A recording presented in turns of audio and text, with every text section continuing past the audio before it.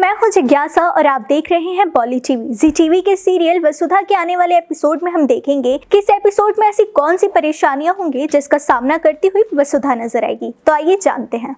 जी TV serial वसुधा के आने वाले एपिसोड में हम देखेंगे कि वसुधा की जिंदगी धीरे धीरे इमोशनल उथल पुथल में डूब जाती है।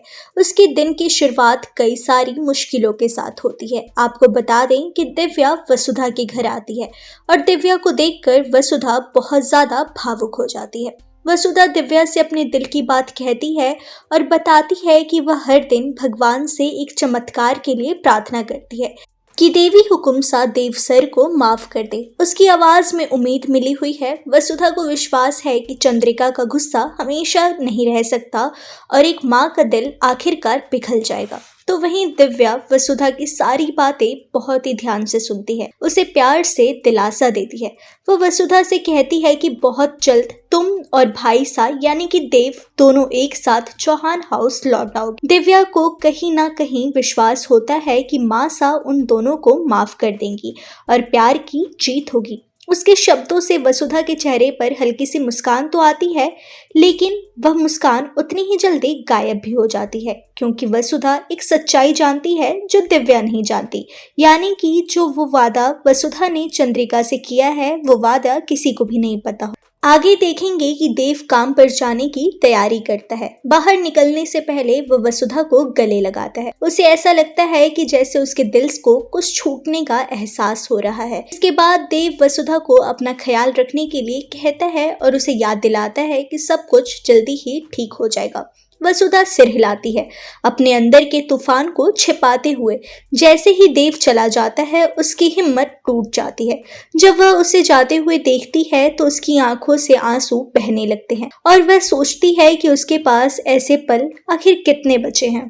तो वहीं दूसरी तरफ चंद्रिका के सख्त स्वभाव में एक दुर्लभ इमोशनल दरार देखने को मिलता है। प्रभात से कहती है कि वह देव को बहुत ज्यादा याद करती है और देव के बिना ऐसा लगता है जैसे कि चौहान हाउस बंजर रेगिस्तान बन गया है। यह बात सुनकर प्रभात खुद भी हैरान हो जाता है कि क्या ये सच में चंद्रिका ही बोल रही है। चंद्रिका को घर में देव की मौजूदगी, उसका अनुशासन, उसकी लगन और वह प्यार याद आता है जो वो रखता था। प्रभात इस पल का ही इंतजार कर रहा था जब चंद्रिका के दिल में देव के लिए एक बार फिर से प्यार जागे। और प्रभात चंद्रिका से देव और वसुधा को माफ करने के लिए कहता है।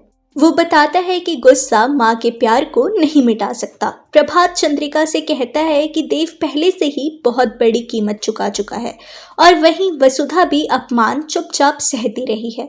वह चंद्रिका से उन्हें घर बुलाने और परिवार को ठीक होने के मौका देने के लिए कहता है। चंद्रिका बिना जवाब दिए सुनती रहती है। उसकी चुप्पी शब्दों से ज्यादा बोलती है। वह अहंकार और स्नेह, गर्व और तड़प के बीच फंसी हुई है।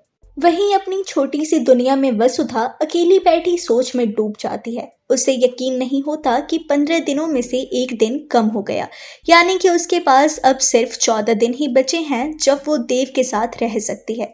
इसके बाद देव चौहान हाउस चला जाएगा और वसुधा से दूर हो जाएगा। तो वहीं वह खुद से कहती है कि देव अपनी माँ, अपना घर और अपनी सही जगह का हकदार है।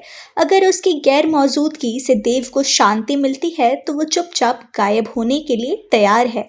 उसके आंसू गिरते हैं, लेकिन उसका इरादा पक्का और मजबूत रहता है। आने वाला एपिसोड एक खामोश तूफान की तरह आगे बढ़ता है, जिसमें भावुकता की झलक नजर आती है। आपको क्या लगता है कि क्या दिव्या की उम्मीद आखिरकार सच हो पाएगी? अपनी राय हमें कमेंट सेक्शन में दीजिए और हमारे चैनल बॉली टीवी को सब्सक्राइब कीजिए। Also don't forget to press the bell icon. Thank you.